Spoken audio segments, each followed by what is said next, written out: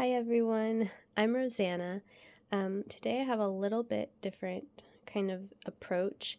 I am having a bit of an anxiety attack today, and I just thought, well, the things that I do usually to help with those have not completely kind of taken the anxiety and the fears away, and I've been meaning to come on and do another mouse video and dress mice, cotton mice, and I thought, well, let's just make together while I have an anxiety attack, and I'll talk a little bit about my particular anxiety, not too much, but also just kind of share how it does help me sometimes to do that. This isn't usually what I do first if I'm having anxiety, but it definitely can help with minor anxiety.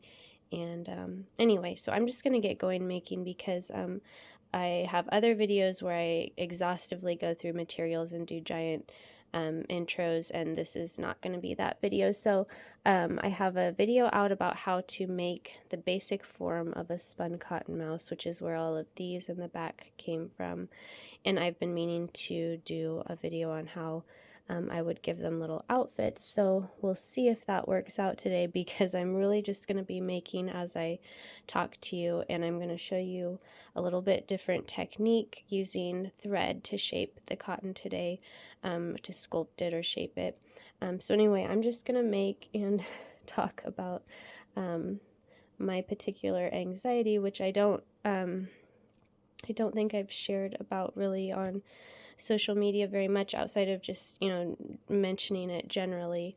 I have health anxiety, which I think we always called hypochondria, or that's how I knew it as, and it's kind of a stereotype of a woman who has hypochondria, an older woman usually, and I think before it was called hypochondria, it was called hysteria. But I have health anxiety, and I don't share about it very much because I have a lot of guilt about it. Here I just have my cotton roving, or it's sliver, I think is the technical term, but it's a longer fiber cotton. And these are actually little forms of mice that when people had questions about, after the last make along, when they had questions, I actually made short little videos that I sent to them making these forms to answer some of those questions. So I didn't get back to doing anything with them, so I thought I'll just use these. So what I'm going to do is I'm just going to show you how I would, instead of just making a mouse with its regular body, I'm going to just wrap this into the shape of the clothes that I want this mouse to wear. So I'll probably make a little dress shape. So now that I've kind of prefaced that, I'll talk about why I don't usually mention that I have health anxiety specifically, because I think a lot of us are okay sharing that we have anxiety, because I think there's not a ton of stigma about just, being an anxious person, especially in the kind of world that we live in, which I think, if it doesn't outright encourage anxiety, it's certainly our cultures and our media and all of that facilitate anxiety. So I'm just wrapping a little cotton around just dry, and I'll show you how this sculpts up. But I don't share about it because having health anxiety is kind of something I am embarrassed or guilty about, because health anxiety is basically not being sick. Usually you are not sick with whatever it is that you are worried you're sick with. You just think you might be, having symptoms of that. And typically you won't end up actually having whatever that illness or disease or condition would be.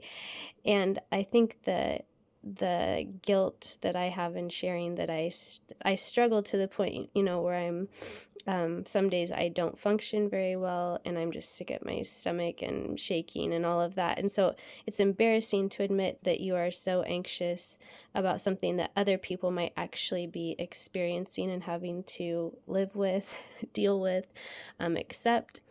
And you're just imagining it basically, or you're just, imagining that it might be happening.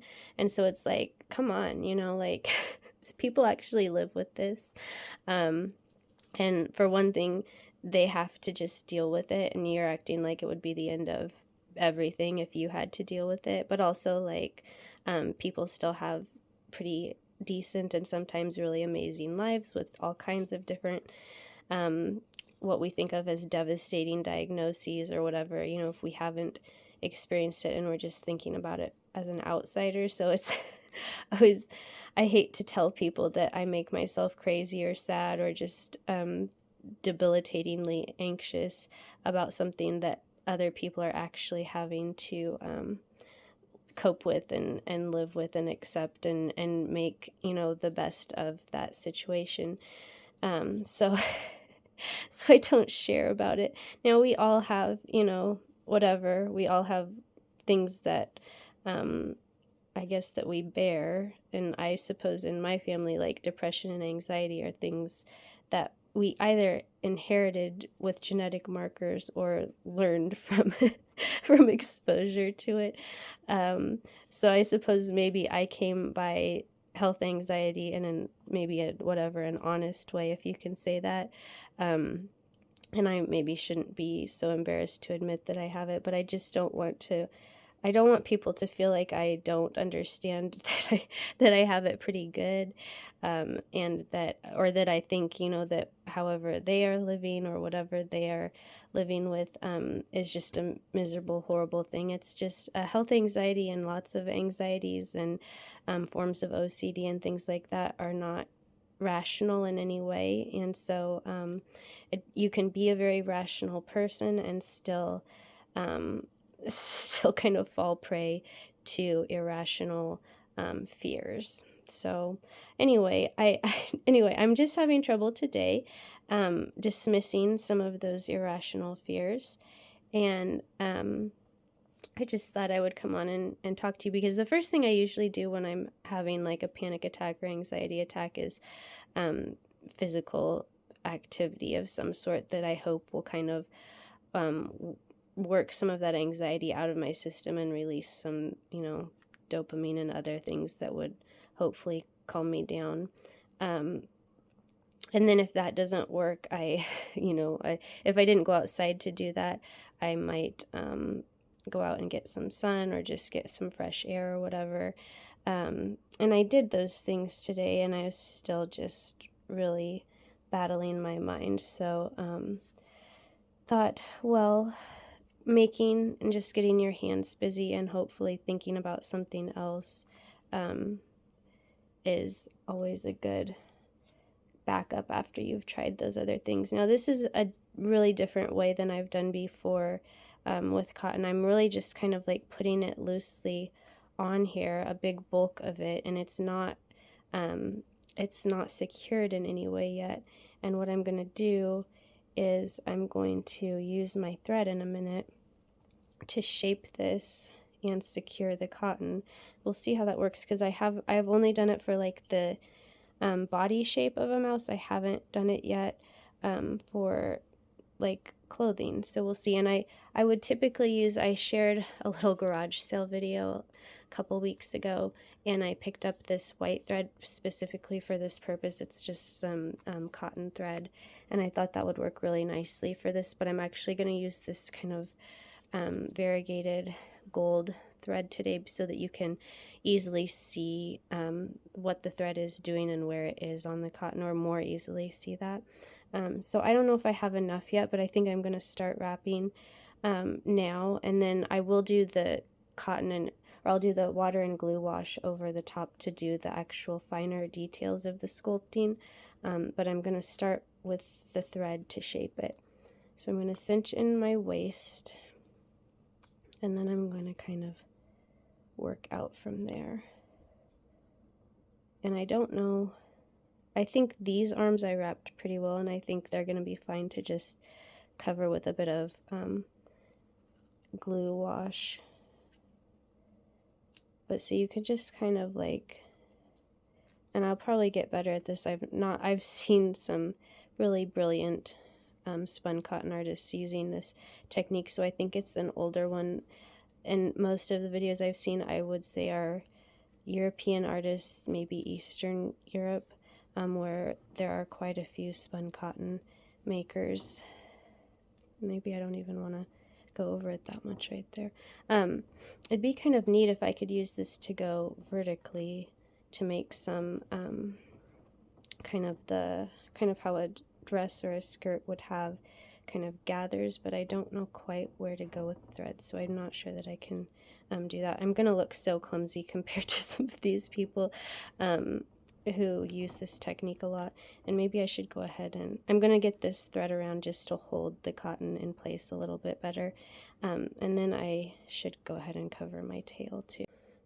Okay, so I don't want to make the video all about just my personal anxiety. I just meant to use it kind of because it's actually happening today, and I actually wanted to shoot a video today, and so I thought, well, this is what's happening, and I try to be authentic here. So maybe that's just what I'm supposed to share today, and you may have, I mean, not that I don't just get kind of generalized anxiety. Oh my goodness, I do, about our animals, and that's not even generalized, that's usually very specific, and of course about my daughter Nettie, or anyone, like if they're in a car or whatever it is, like I have, I just have the normal kind of anxiety too, not just health anxiety, but it's just something we all deal with. And so I thought, well, I might as well just, I can be specific about what I have a little bit, but also, we all kind of share sort of the same general ones. I do get lots of questions, or I did, especially after this last video. How do you not have cotton and stuck to your hands? I always say 1 part glue to 3 or 4 parts water. Now you see here, this is probably half a cup of water in this jar, and I added probably a generous tablespoon of glue, so that's definitely even a lot weaker than, where's my brush, my favorite, which I had people just like dying over my brush, which I don't know where it is now because I haven't done spun cotton in a while, but I guess I'll use, this is this is my second favorite brush, which it's just as bad or worse than the other. Well, it's probably not as bad. Anyway, that's why I'm sharing, because I just think, we've all got it, almost all of us.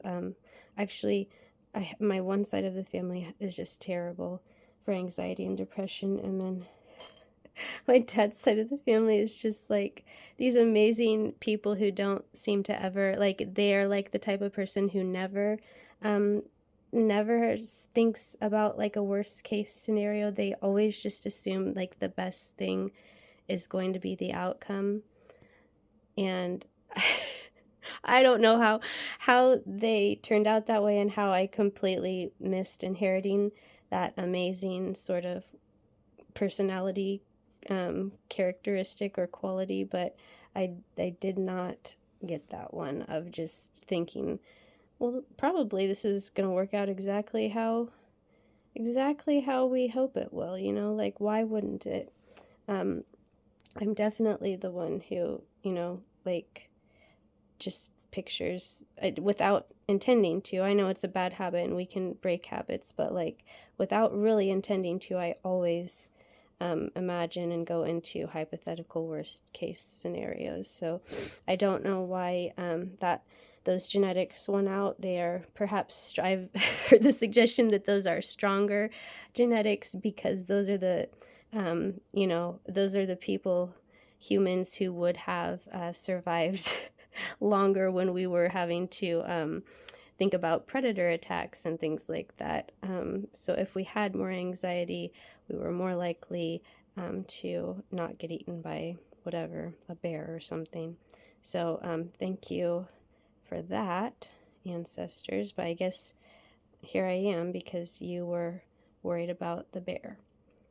Okay, so I'm not going to do a lot to secure this. I'm just going to bring my thread up, and I know it looks like a mess, but I'm just going to cover it with the layers of cotton that will actually be hard on the top, and I think it's gonna work out. But I think there are definitely people who you could watch who would do this in a much more impressive way. But I'm just trying this out for the first time, and I will hopefully get a little bit more handy with it. But that's all I'm gonna do. I'm basically gonna leave her looking like this lumpy mess underneath, and now I'm just gonna go in and start using my glue wash and my top fiber, which is this shorter fibered cotton poonies. You can definitely do this like I showed in the other mouse make along with the cotton balls, just like you get at the drugstore. And if you want to use that for the sculpting part, like the underlayer, you just kind of find the end of your cotton ball, which I'm not doing a great job. So if you are patient, you can usually kind of unwind them in a nicer way, but I did not find the end of that one very well. But see how you've got kind of a strand that you can wrap with. Anyway, and this fiber, I have the sources where I source it linked in the video description, or I do have like a spun cotton starter kit on my website where you can get an amount that will help you make at least several little sculptures to get going. You can order it from the Woolery, or I just tried a new place and I cannot remember, but I'll link it. Cotton Clouds, I don't know, I can't remember, but they had more organic types, which is kind of nice, especially if sorry, I'm getting over a cold, a summer cold that I caught and that has been lingering. But if you have sensitivities and you would like to try working with organic fiber, they have these poonies available in organic, and I think you can find them from different places on Etsy too. And I just look up cotton, like spinning fiber, because this is what you would use to spin cotton thread. So that's how you kind of look it up. So if you find a supplier of wool roving for spinning wool threads and yarn, I should say, then you will probably be able to find some cotton fibers from them too.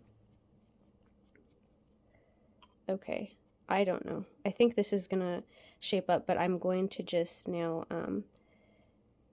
do probably a silent, I don't know if I'll voice over, if I'll just put in music, but I'm just going to show this probably sped up a little bit as I do the glue wash. And again, I have about 1 generous tablespoon of glue in here with half a cup of water. Now, I don't mix it up so that it's like a solution. I leave the glue down there kind of solid at the bottom so that I can, I kind of know now, like, do I want a little bit more glue here, or do I just need a little water to press it down? And I don't like to mix it up all as one kind of solution, so that's what I do, but it's maybe just trial and error for you. I really don't think, I hear like, oh, it won't stick if I don't use more glue than that, and I would say you just, I would use a paintbrush and just make sure that you're pressing really hard. And I trust me, of course you can pull it apart right now as it is wet. It's definitely easy to take apart. But once it's dry, just trust me that it will be kind of a solid state. And not that anything is indestructible, but a pet would be able to tear it apart pretty easily, or at least a dog. Cats could kind of fuss it up, they would kind of pull out a few fibers, but really they're pretty strong once they're set up. And as I'm telling you, I'm not using a ton of glue, and it's not so sticky that I'm just pulling all the fibers off. So try to trust me that will work. I think it will. It always has for me, and I just use my PVA's Elmer's School Glue.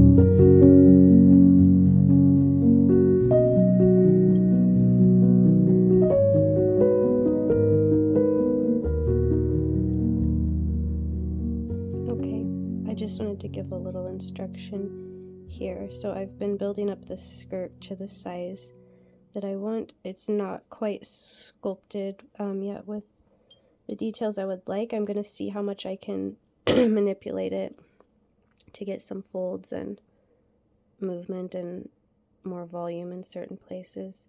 I have made little figures with cotton clothes in the past. I kind of go back and forth between dressing my sculptures in actual fabric clothes, which is like what you see with this little mouse. She's got actual fabric clothing. It's a little bit of it is sewn, and then I go ahead and when they're this small, and I don't make them so that their outfits can come off. I just actually hot glue them on as their forever clothing.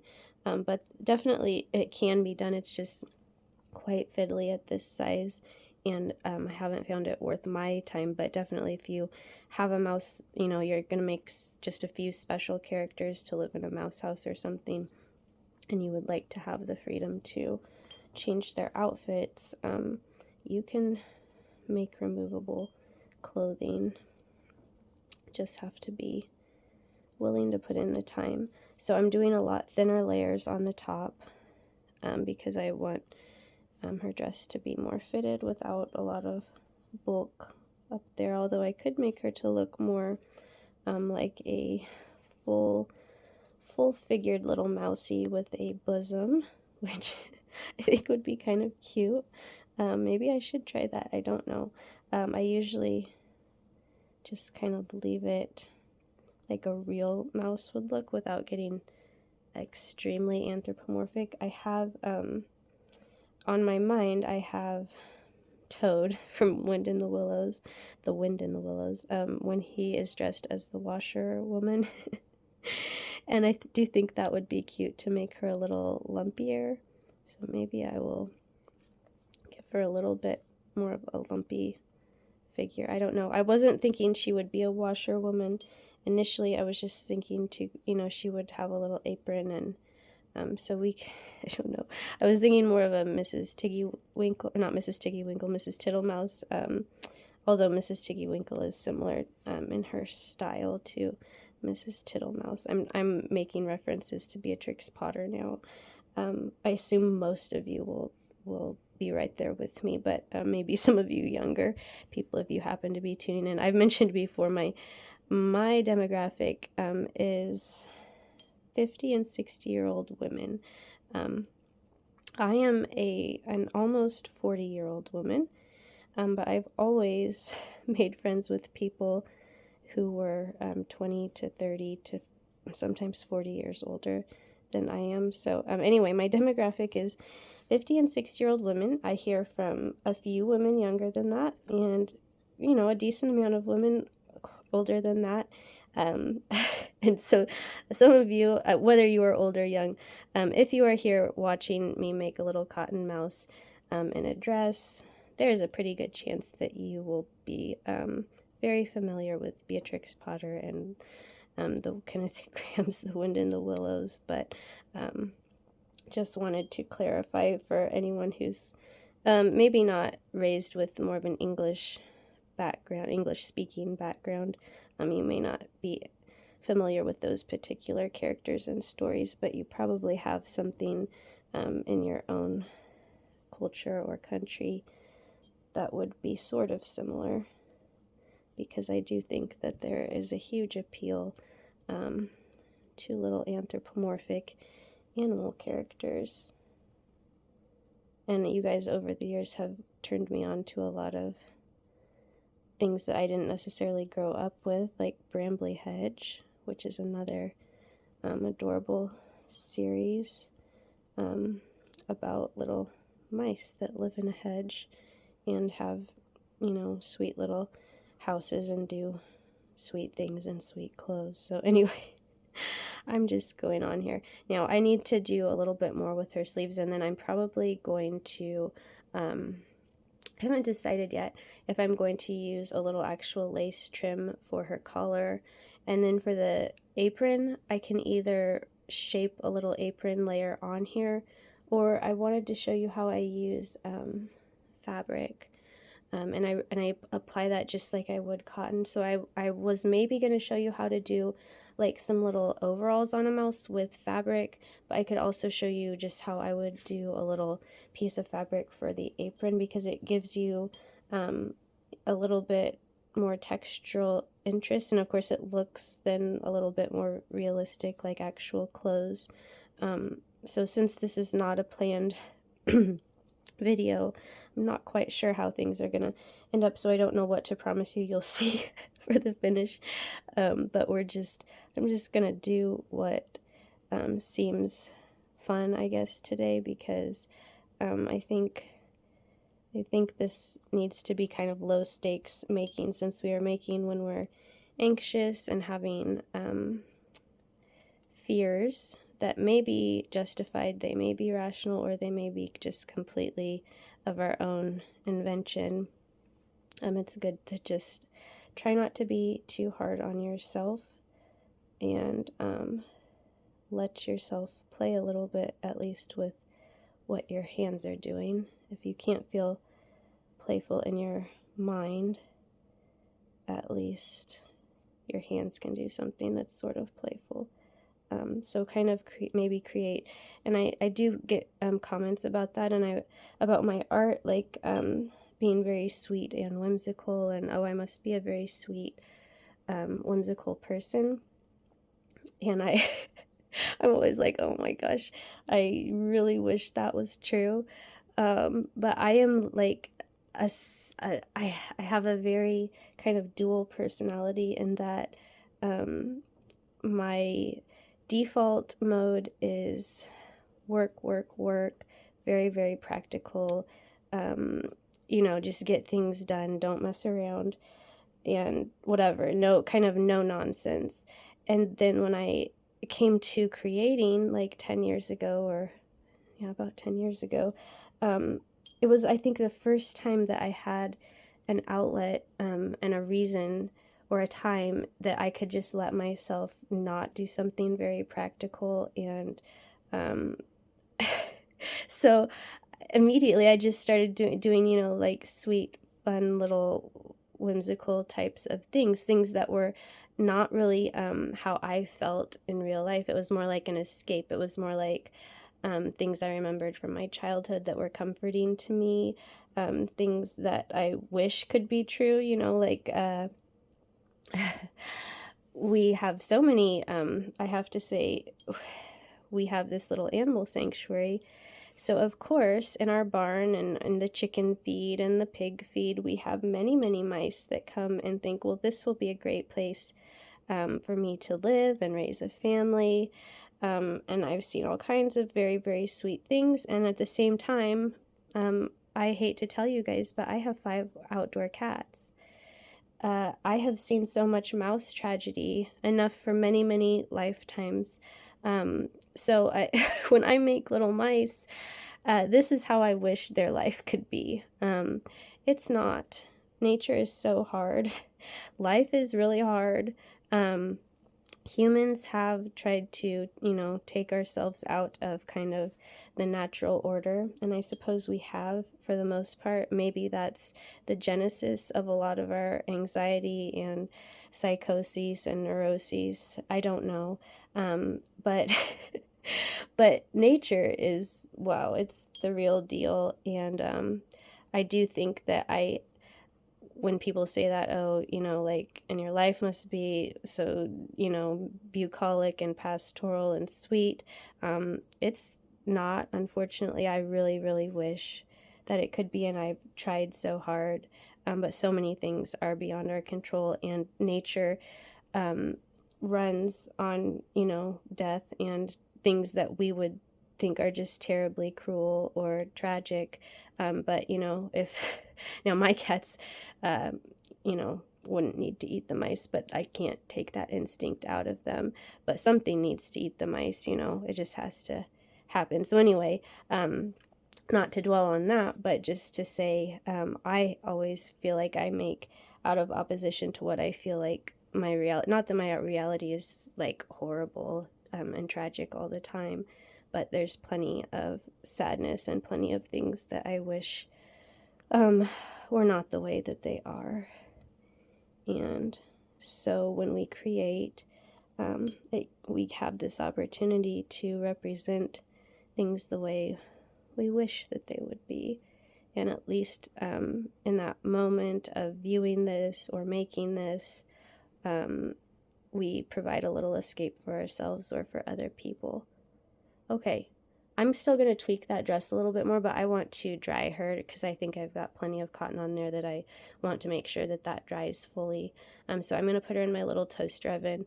I'll bring her back. I'll do ears for her and a little bit more kind of shape to the front of her dress. The back is okay, maybe a little bit more in the front with some kind of feeling. Well, and actually maybe I don't see, I'm thinking as I'm not thinking sometimes and am thinking out loud, but I'm going to do the apron, so maybe I don't need to fuss too much more with that. I'm just going to go and dry her. Okay, this one is quite small. I think I'm going to try some overalls with him, and first I'm going to give him a little, the shape that I sort of want, and then I think going to try to cover the areas where the overalls would be with this. This is one of my favorite fabrics. It came off the bottom of an antique settee or love seat type couch. And this, was on the bottom, and there was, inside of it was this kind of batting. So we saved all of the stuff from that, and this I like to use for certain types of spun cotton things. I'm not sure that it lends itself to what I'm doing today, but maybe I could use a little bit of it for some part of this little mouse. And this is just the nubbiest, I don't know, it just has the best kind of crinkly texture, but it's also it's a little bit like cheesecloth, but not quite. Anyway, it's just kind of a good lesson in kind of like sometimes there are like great materials in front of you that seem like something you would just throw out, and so just kind of have your eye open and be thinking about salvaging things like that. If I don't always think of it either, but I was so glad that we ended up taking that apart instead of just getting rid of it, because it had been destroyed by one of our animals. Our house rabbit had just ruined it, at least the outside of it. So anyway, I'm glad that we have that, and I'm just gonna do this in probably hyperlap.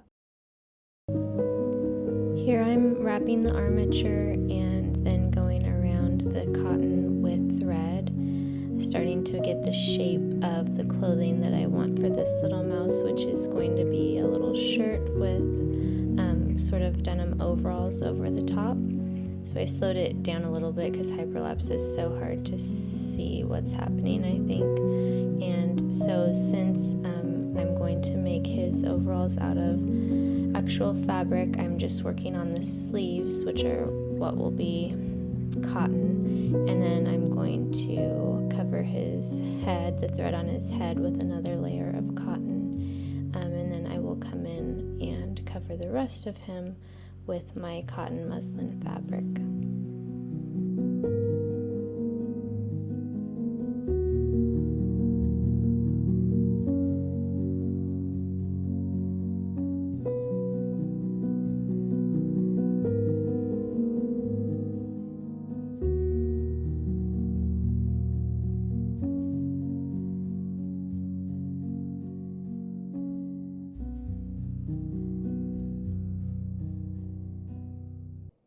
You could experiment with any kind of fabric that you have. I would say the bulkier it is, the harder it's going to be to make it look very natural. I mean, I think there would be a way to use bulkier fabric. It would just be more like actually, instead of sculpting with it, you will just be probably forming the garment with it, more like using hot glue or sewing it. I'm actually going to try to see what sort of effect I can get by using lots of small pieces, which I have done a few times, but it's been a few years. and I haven't tried to use it quite this way, so we're gonna see what happens. And if it works out, that's great. If it doesn't work out, there are always ways to take something you're making and salvage it. I would say I rarely have to just scrap anything because it's just a total wash. I cut figures apart when I have to. Oops, sorry. I'm trying to cut back here because I don't want to. Okay, so I'm just gonna like get myself a few pieces of this muslin and use some small pieces. Of course, my fabric scissors are not in this room. Okay, let's see what we can do here. I'm gonna just take this. I know I've made a kind of a mess of it, but I need just really small strips, kind of. Or at least that's what I think I need. I'm gonna find out. This is how I did it in the past. I think you could also just try to form it like you actually would if you were gonna sew it with just a few pieces, and try to cover kind of the seams, but I feel like that's gonna be difficult, so I thought I would try it this way, which is almost like doing paper mache with fabric. That's kind of how I thought of it the last time, is I just thought, well, I would like to have the texture of the fabric on the little sculpture I was making, and I just thought, well, let me just see what happens if I kind of act like these pieces are like paper mache, but I, you could use like Mod Podge, and I think you could probably use paper mache paste, like I make it from flour. Probably could use that to put the fabric on. I don't know, it'll be kind of goopy, but and it will dry, I think, more like like paper mache, which is probably a little harder. This is going to still have some give to it. It's going to be glued onto the cotton, and so it's still going to feel fairly soft. I'm wrapping it like a little mummy. I really don't know. This might be a complete failure. But like I said, if I don't like how it turns out, I'll probably just cover it in more cotton and give this little mouse a dress.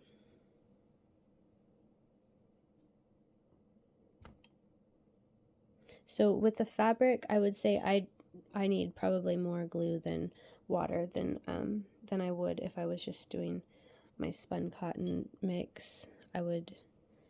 So for this, I'm going to use more of the actual solid glue because it's just not going to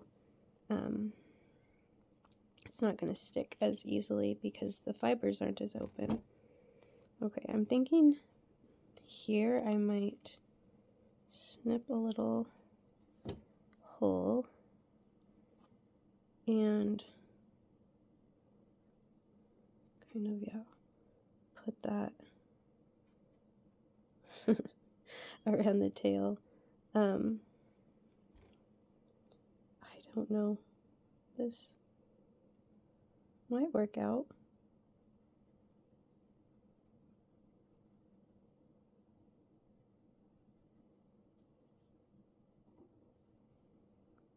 So you can see up here I need to like kind of form a back panel, and then I'll try to do the straps, and I need to do a little bib, and I need to probably make the legs look a little bit more leggy, so maybe another piece on each leg. Don't have to be very big. If I had known this little mouse would have overalls, I might have given him longer legs, but I guess that he looks like a little young mouse who has stubby little legs, and that might work out to be cute. These little feet I did not get covered very well with the cotton, so I need to give him some little feet to stick out here. And on this other one I just have wire poking out, which is not very professional of me. Sorry, I went out of frame.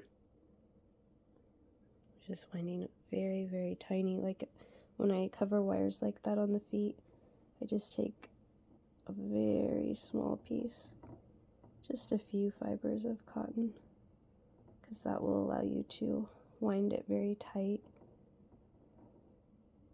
and it gives you more control over the size of your foot too, if you don't want a great big bulky foot.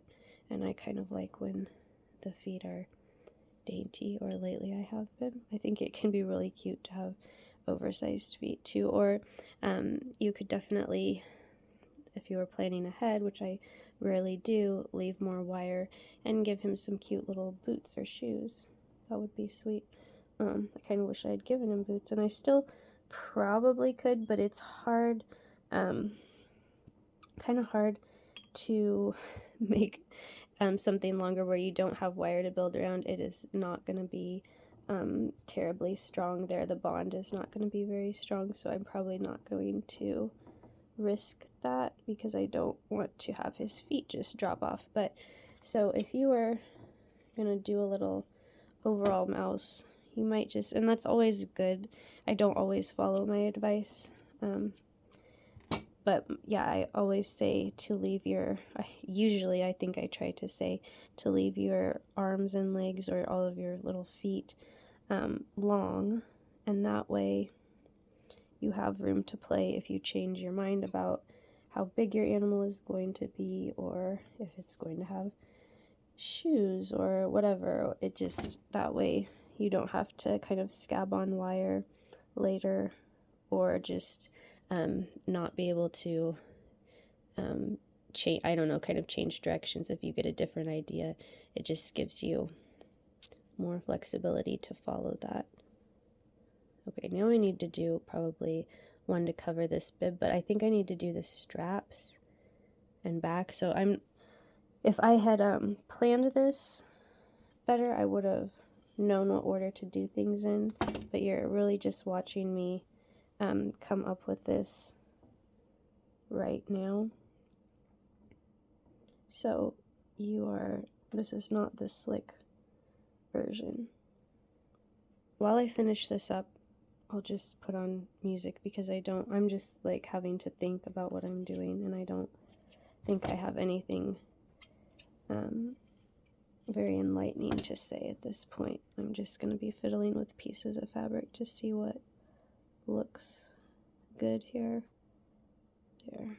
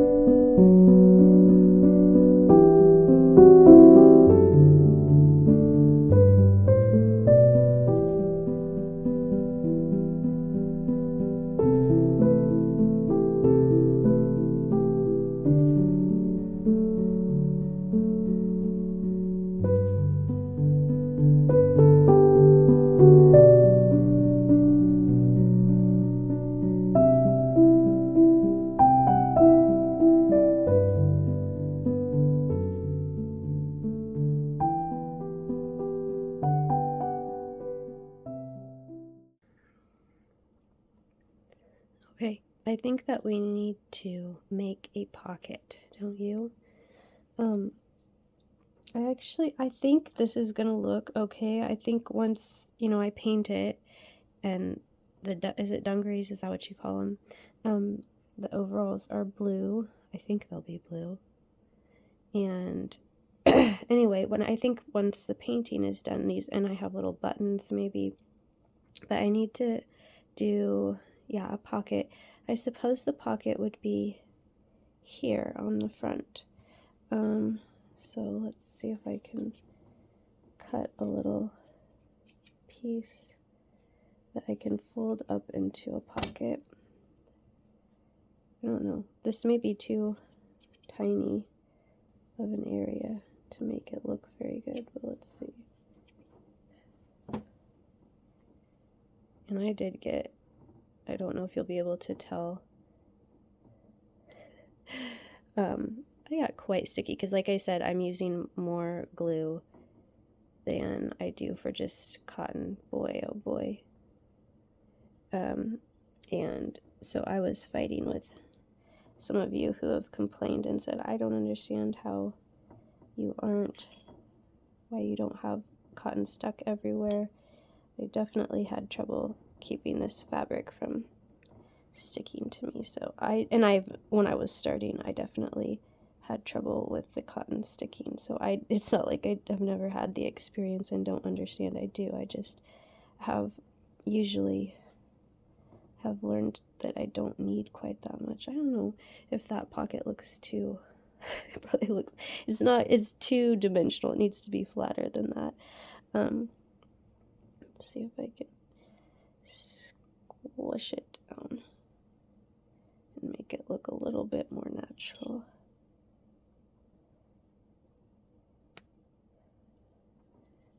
But what I always tell you is add more water and let your brush get in there and get in all the sticky business for you. And really, really press. I don't know. Does that look good? I'm not sure. I think that if I decide it doesn't, I could probably pull it off without too much trouble and damage. I'm not sure about that pocket.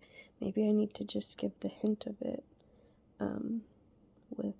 without actually, maybe I just need to do like one layer without folding it.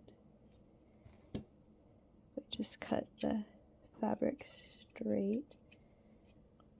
Maybe that will look like a more better pocket. I think that's a little bit more, it's kind of the suggestion of a pocket maybe, without being too bulky and kind of clunky. I think that other one looked clunky. Okay. Okay. I think I'm just gonna stop and dry him in the oven now, and we'll come back and see how it goes. I think it's gonna look pretty cute. I mean, maybe you're not gonna be convinced that fabric is worth messing around with, but I always like to try something a few times and see what sort of effect you could get. Okay, our little mice are dry, and I realized I also need to put eyes besides ears. They're missing because I am really used to just painting on eyes. I had never used bead eyes until with these mice, and so I need to add eyes and ears. It's actually the next day.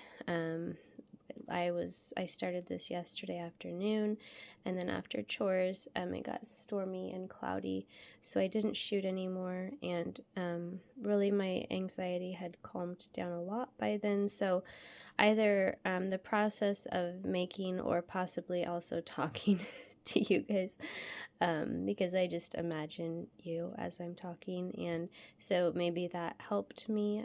Hopefully it's going to help you in some similar way. to just get busy and get your mind and hands occupied with something else. So I'm not gonna do this in real time for the eyes and ears, just because this is already a very long video and it's mainly supposed to be about dressing the animals. So I will possibly put in a little bit of that, or I will just cut to when they magically have their ears and eyes. Here they are, eyes and ears, and they are still wet. I didn't dry them because I want to paint them for you the way I normally paint, and that is with the fiber slightly damp. I just enjoy that painting process a little more. I won't have time to do both for you. I mean, I will show you how they both turn out, but I won't show the painting process for both. So I think I am going to show you for the little overall mouse. And I will probably, I don't know if I will talk through it. I will be using watercolors and some acrylic.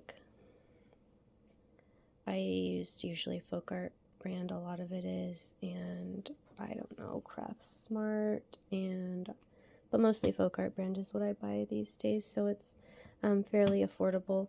And I'm just going to get going with this little guy. I will probably paint his face and head and tail, and then I'll do the overalls and outfit that he has on.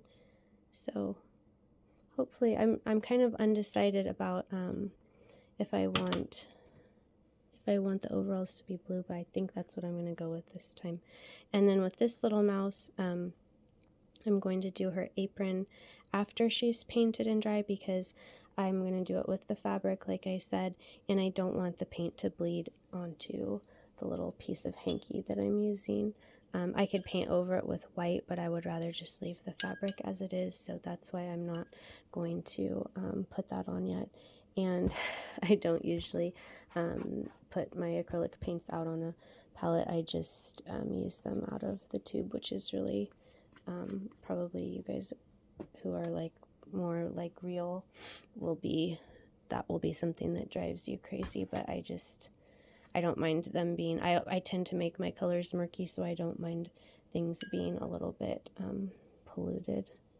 Now, I don't know what I'm going to use for the overalls. I was thinking I might use a little bit of this and then watercolor, so let's see what happens here.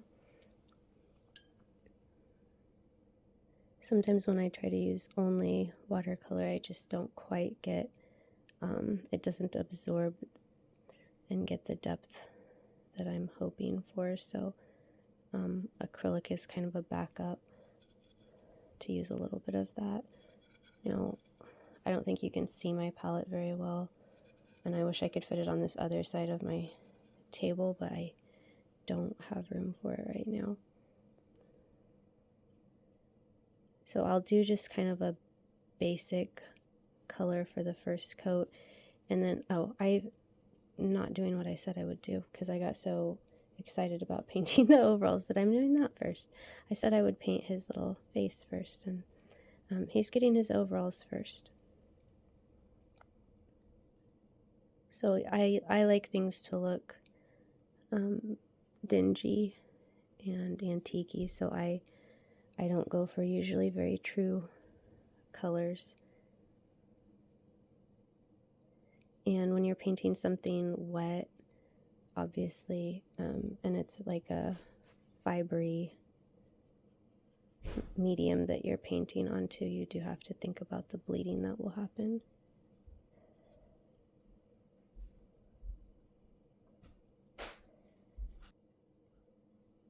Okay, so I've got a little bleed right there, but I will cover that when I come in to paint him brown. Actually, that'll be the shirt, I guess. Unless I don't give him a shirt, but I shaped sleeves on there, so I'm kind of stuck.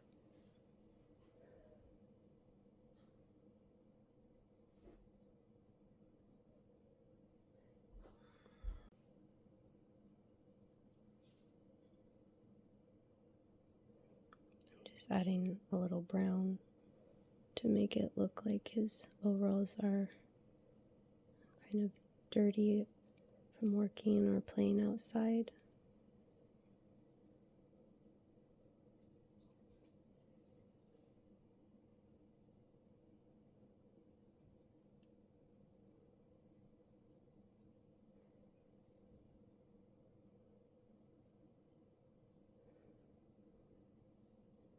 Okay, now putting a dab of glue here because those threads are kind of popping up. Okay, now I am going to actually paint his face.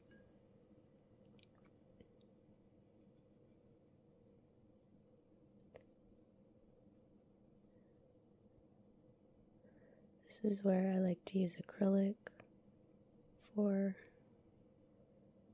the chin and around the nose area. And sometimes I just take and water it down and lightly come up onto the cheeks and eyes and just let it bleed out into the fiber, and then I will paint over that, and it just blends it a little better.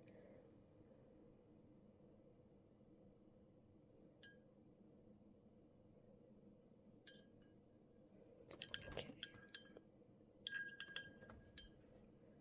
Now I'm going to do more brown.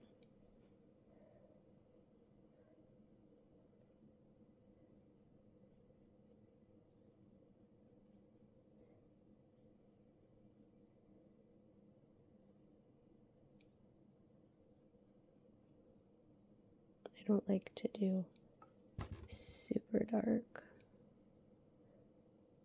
because I can't go, I mean, you can go back, you can paint over, but it's nicer to just, if you need to darken it up, you can just add a little bit more and dry again. Okay, so I'm probably not going to do a lot more with that. I'm going to let that be his color and just do a bit of pink now.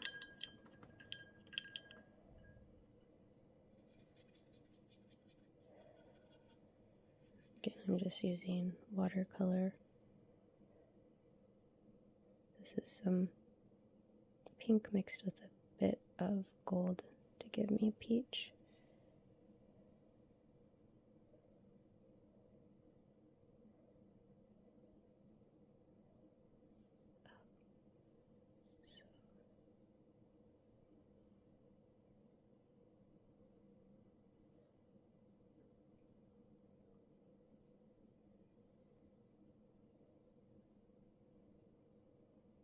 Cheeks and a bit there for the nose. I can leave it spread out where I can bring in a little cream if I need to. Oh, I held it so long that I pulled his pocket off, so I'm going to have to come in with my glue on that. This is what I was talking about with the fabric needing a little bit more glue, but also like when it's wet, it's just not very strong, so it's only a strong bond when it's dry. Okay, he's glued back together, and I'm going to pop that pocket out again because I want it to look like it's been used and stretched out a little bit.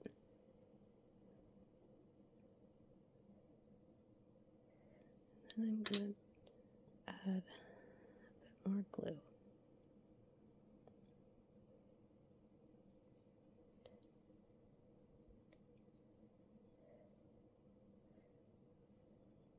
I'm just adding some brown. If you get too much, just add your water and bleed it out. Okay, I'm going to go with that. I'm going to, undo his tail, but I'm not going to show that because I think I've taken enough time. I'm going to dry him, and I'll come back and work a little bit on cleaning up where it bled and adding more detail on his face and to his shirt.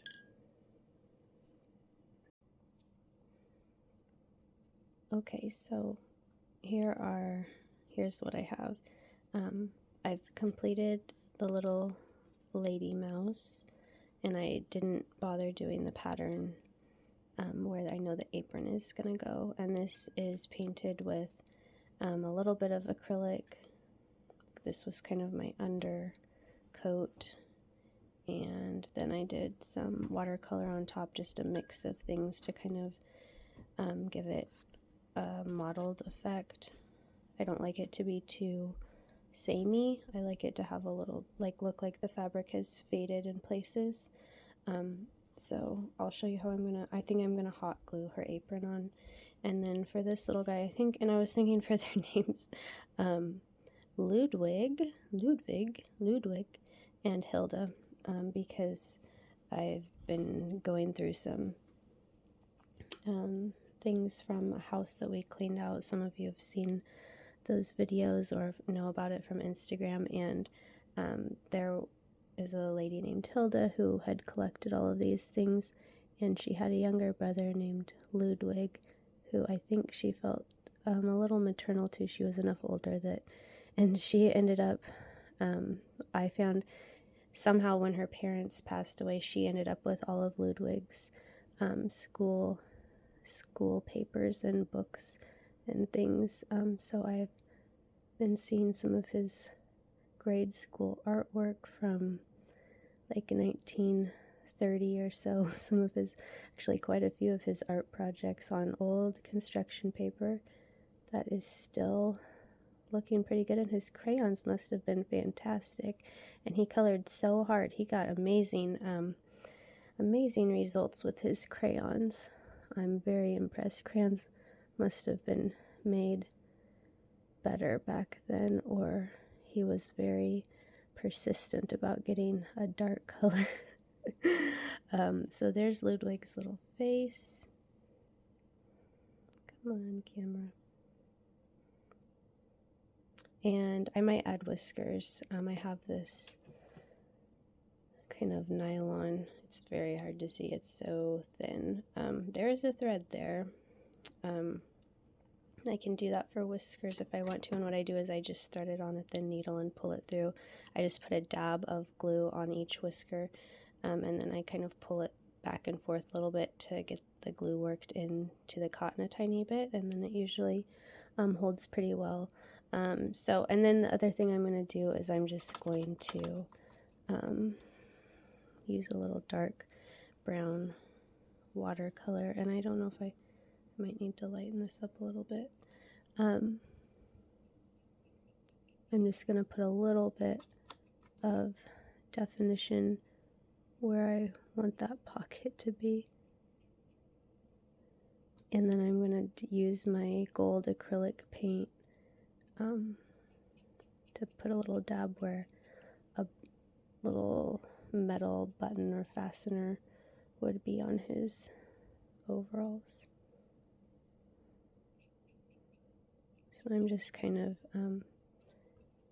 giving hints of detail. It might just look dingy more than anything, I don't know. But I was hoping I could kind of add a bit of detail here. It's so hard to see around my phone, and then also make sure that I'm staying in frame. And I think that there have been times in this video, I apologize, when I did not stay in frame as well as I mean to, but I'm just probably not going to try to reshoot because I wanted you to see the actual process, and it's hard to recreate when I'm making actual little characters. I don't want to pretend like I'm making that character over, so you just kind of have to hang in there with me, and hopefully you'll see enough that you can get the idea. Okay, now I do want to add stripes. Here's my gold paint to his shirt. That might not be necessary, but it's hard because these overalls are fairly dark, and it's hard to get this gold to show up. I didn't think that I had any beads that would work, but if I find some, I might just throw them on there with some hot glue. Kind of is visible, the little gold dabs. Okay, then I'm going to, and you could use, I tend to use for like the top decoration on her dress, and then Hilda's dress, and then for Ludwig, I'm going to use watercolor for the stripes on his shirt, just because when I use acrylic, it tends to be a little brighter than what I want it to look faded, like an old garment, and the acrylic is kind of going to sit on the top and not soak in as much, and so it will just be brighter and more bold looking, and I want it to look a little bit more worn and aged than that. But I think that is just a matter of taste, of course, and I see people do really beautiful bold colors that are very crisp and clean, and I think that looks great too. That's just not my style at this point in time.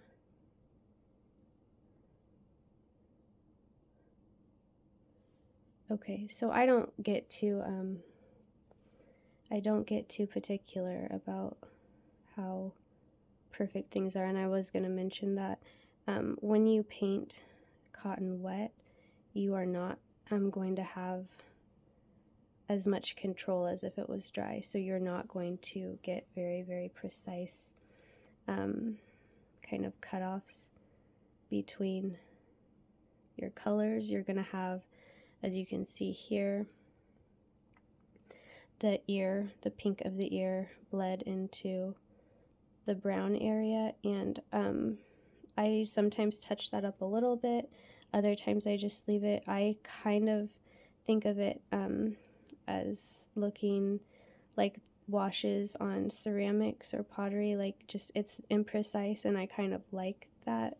But if you don't like that, then you're probably going to want to paint things when they are dry, and then you won't have issues like that. There is such a tiny space here that I don't really know. I'm just going to put the impression of stripes there, and I guess, shall I give it a little collar? I'm not sure, I guess so. Little red collar. Okay, and then our last. So yeah, I don't get hung up. Like, my stripes are not even, they are not perfect. And boy, this little dress pattern is kind of a hot mess because I always think I want to do something very tiny and detailed that would be cute, and then I get worn out or run out of patience trying to do it, and get more and more sloppy as I move around. So that started out being kind of a pattern, and it turned into probably what just looks like crazy polka dots.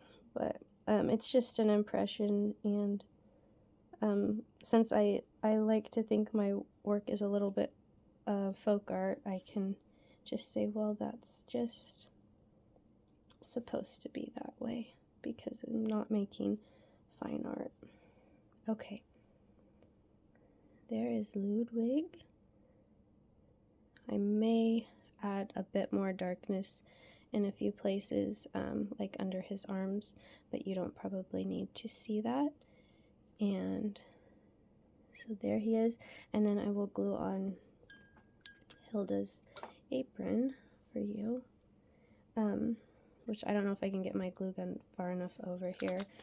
So I'm just going to kind of show you, sorry about hitting my phone. I'm just going to show you basically what I'm going to do, and then I'll bring her back so you can see. I'm just going to gather up. I made it pretty long. I made the strip of fabric long. This is from a hanky. I think hankies, handkerchiefs are so perfect for this use or this application for aprons for little animals or dresses, but they're perfect for aprons because it saves you having to hem. It looks fine to do a raw edge, and I actually had one cut out initially. I was going to do a raw edge one with my muslin fabric, and I thought that looked pretty good, and especially if she looked more washerwoman-y.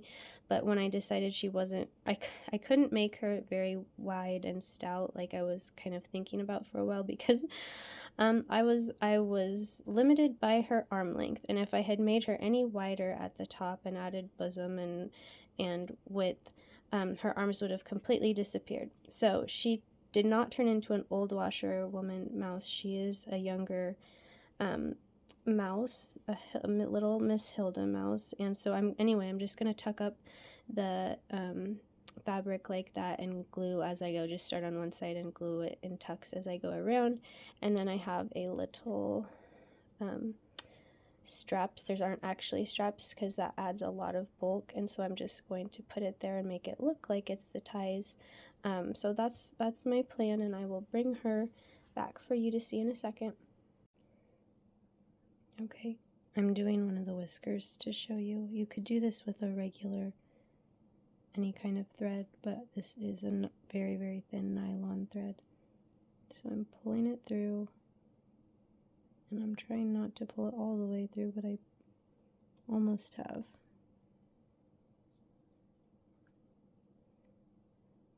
Let's see if okay, it's feeding through the other way.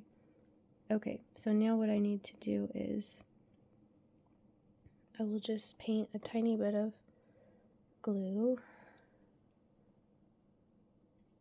It's going to pull the whisker right out because it's so thin and light. Okay, so I just painted a little bit onto the whisker. Then I'm going to pull it back through this way.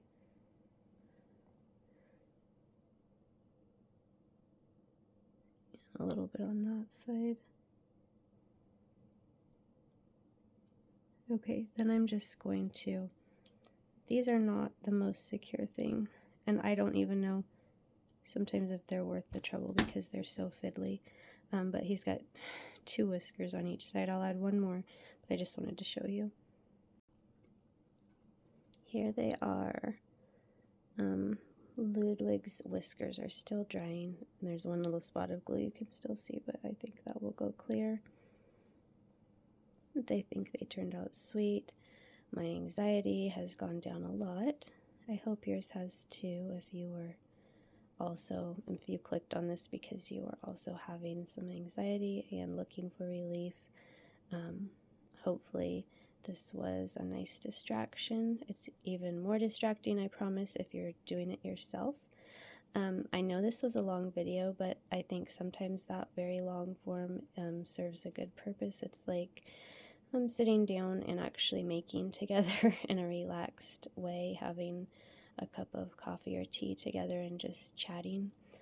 So I like to do some that way. That said, I am planning to do a much shorter version, and I wish I had one to show you, but I will take one of these mice that I made in the Make a Mouse video tutorial, and I will just do a very, very simple clothes. It won't be like a full outfit like this. It will be a little skirt or something like that that we make really quickly, like that we can do in 5 or 10 minutes. So that is my hope, is that I will put out a much shorter companion video for dressing mice in a simpler way, but for our purposes today, I think this was a more, I don't know, relaxing sort of journey that we took to dress little Hilda and Ludwig.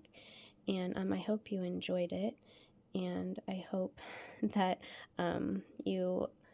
I don't know, that you found something in our time together that is helpful to you. And I hope mostly that you will be inspired to get creative and make some things for yourself, for your mental health, or for just your own enjoyment, or to give to people in your life.